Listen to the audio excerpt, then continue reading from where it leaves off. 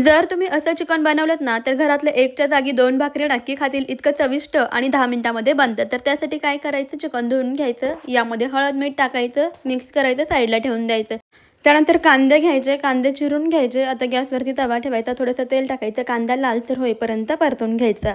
कांदा लालसर झाला की यामध्ये किसलेलं सुकं खोबरं घालायचं, खोबरंसुद्धा लालसर होईपर्यंत परतून घ्यायचं. आता याला थंड करून घेऊया.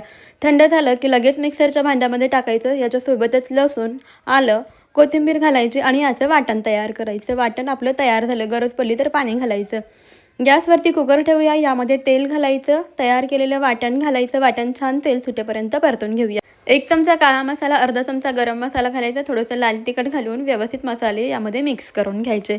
आता हळद मीठ लावलेलं चिकन घालायचं, मिक्स करून घ्यायचं. चिकन 1-2 मिनटं छान असं मसाल्यामध्ये परतून घ्यायचं.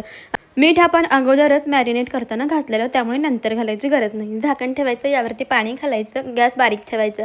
पाणी व्यवस्थित गरम झालं की हे पाणी आपल्याला चिकनमध्ये घालायचं आहे, व्यवस्थित मिक्स करायचं. वरून बारीक चिरलेली कोथिंबीर घालायची, कुकरचं झाकण लावायचं, 2 शिट्ट्या करून घ्यायच्या. 2 शिट्ट्यामध्ये आपलं मस्त झणझणीत काळ्या मसाल्यातील हे चिकन तयार झाले. गरमागरम असं चिकन भाकरीसोबत, भातासोबत तुम्ही सर्व करू शकता. रेसिपी कशी वाटली कमेंटमध्ये कळवा. आवडल्यास सबस्क्राईब करा.